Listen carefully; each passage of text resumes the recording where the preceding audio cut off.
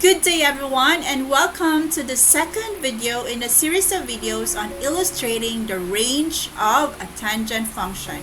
In the first video, we added a slider and dynamic text boxes to display the x and y coordinates of a tangent value. Let's start the second video by adding question elements. So please access the detailed lesson plan to get all of the questions in this exploration activity.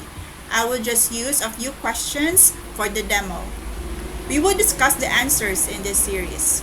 Let us now add the exploration question, shall we? So after creating your GeoGebra canvas with the slider and dynamic text boxes, please do save it. So I'm done saving it. And then go to your GeoGebra account, something like this, and view the created canvas. So click on the three dots and then view. This will lead us to the applet. Now, please continue to observe the steps of adding some exploration questions. Right, so everybody click on the three dots here and then click on Edit Activity or Copy Activity. Please scroll down below and we have the Add Element button. So click this and then click on Question. Our first question will be on the y coordinate and angle relationship. So that is the name of the header of the question. Please prepare the questions in a Google Doc or Word document and then copy the question here. So this is our first question. When we increase the angle, what happens to the y value, which is the numerator? The y value blank increases or decreases as the angle increases. And then click on multiple choice. And then the first answer, possible answer is increases. And then the second possible answer is decreases. And the correct answer is increases. Click on that. And then click on done. We will explain the answers later. Right, so for our second question, click on Add Element again and then click on Question. And the name of our question or the header for our question will be Angle and Y Coordinate Proportionality. And the question is, so here I prepared all the questions. So I just need to copy paste it. Alright, so let me read the question. What kind of proportionality do we observe? Is it direct or inverse, and then why? As the angle increases, the point moves blank from the center of the circle, which signifies a blank. Alright, so the first answer will be direct, a combination of direct, down, and then decreases. Then another possible answer will be direct, up, and then increases. And then next possible answer is inverse proportionality, and then down and then increases. And the other answer will be inverse, up, increases.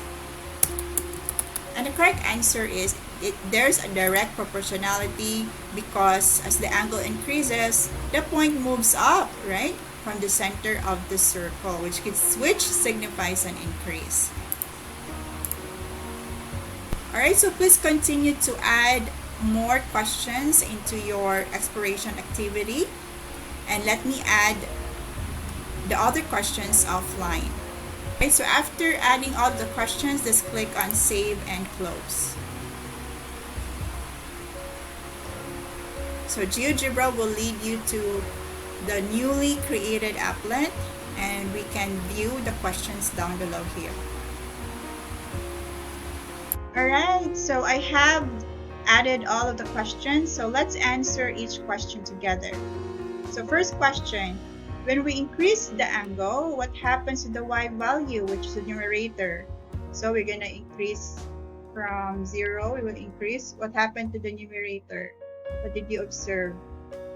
Okay, very good. So the y value increases. So let's check our answer. Okay, that's correct. Now, for the angle and y coordinate proportionality. So what kind of proportionality do we observe? Is it direct or inverse? And then why? Okay, so when the angle increases, the y value increases as well. The numerator increases. So it's direct. Okay, why? As the angle increases, what did you notice to the point? Okay, so as the angle increases, the point C moves up or down from the center.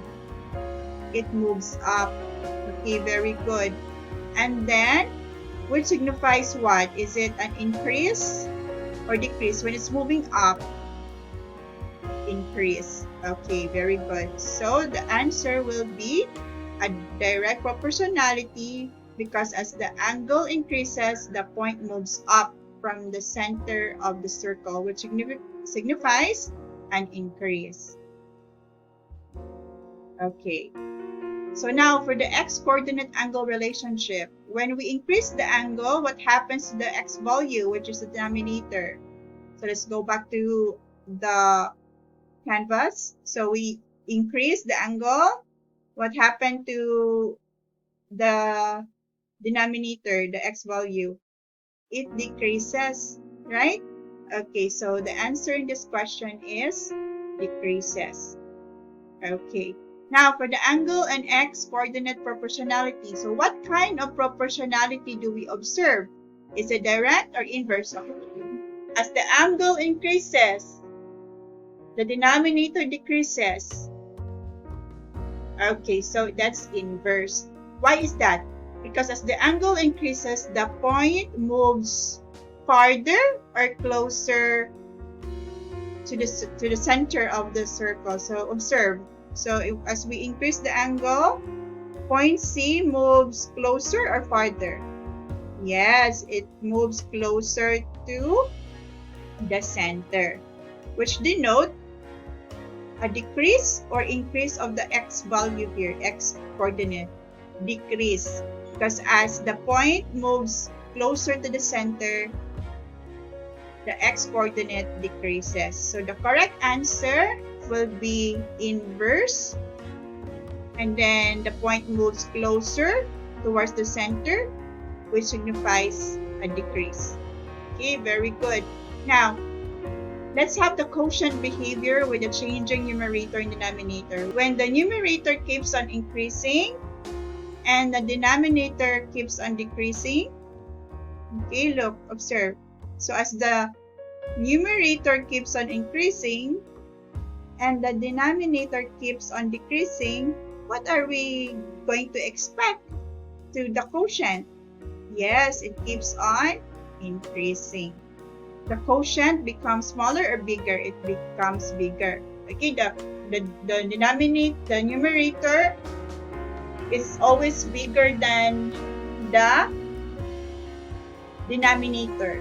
And then if the numerator is very big and then the denominator is very small, so it will produce a very big number, right? So we're gonna have bigger values or bigger tangent values. So we're going to answer the question, how does the value of tangent x behaves as the angle alpha approaches 90 degrees from angles with infinitely small distances? As the distance of point C from point 01 is 0.01 here, and then as the angle increases and approaches 90 degrees, right, it is approaching 0.1, and the distance between point C and 0.01 becomes infinitely small.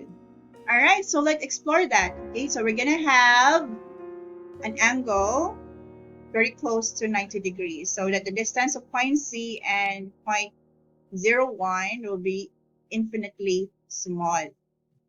Please observe, so we're going to add another slider. It's an angle from 89.9, and then the maximum will be 89.9999, and then we can have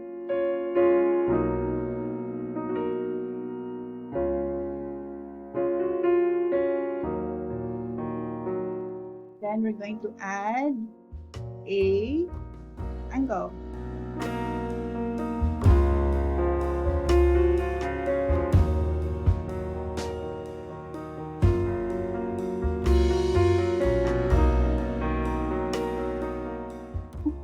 Alright, so let's call the point of alpha gamma C prime, and we're going to zoom in, okay, because it's very infinitely close to 90 degrees, so it looks like at 0, 1 already, but it's not. Okay, alright, see, so it's not really at 0, 1 yet. Okay, and then it becomes closer to 0, 1. Alright, so let's name the x of C prime as R, and then the y of C prime as S, and then t will be S over R. We add another dynamic text boxes. Okay, so we are now ready to explore. We're going to allow C prime to be close to 0.01. So the distance between 0.01 of the 90-degree angle and C prime becomes infinitely small. Okay, so it becomes very, very close. And then observe the increase of the tangent value. Angle increases and becomes closer to 90 degrees, and the distance between C prime and 0.01 becomes infinitely small. The value of the tangent becomes tremendously large, right? So that explains why, as the point C prime becomes closer to 0.01, or the angle comes close to 90 degrees, okay, then we are going to have infinitely big values until we get an infinite limit. So let's answer this question again. So how does the value of tangent x behave as the angle alpha or gamma approaches 90 degrees from angles with infinitely small distances? So as the distance of point C from 0.01 on the 90-degree angle approaches 0, the tangent value becomes infinitely large. And so in this video lesson, we have completed the exploration questions. We have added question elements to the applet, and then we have answered the questions in order to make sense on how the x and y values change as the angle increases. And we also have make sense on what happens to tangent x near 90 degrees. In the third video, we are going to observe the x and y coordinates in all quadrants and finally draw a conclusion. And we're going to, of course, be reminded on the performance test of replicating this GeoGebra model and verify findings. Alright, so thank you so much for watching until the end, and I hope you have learned something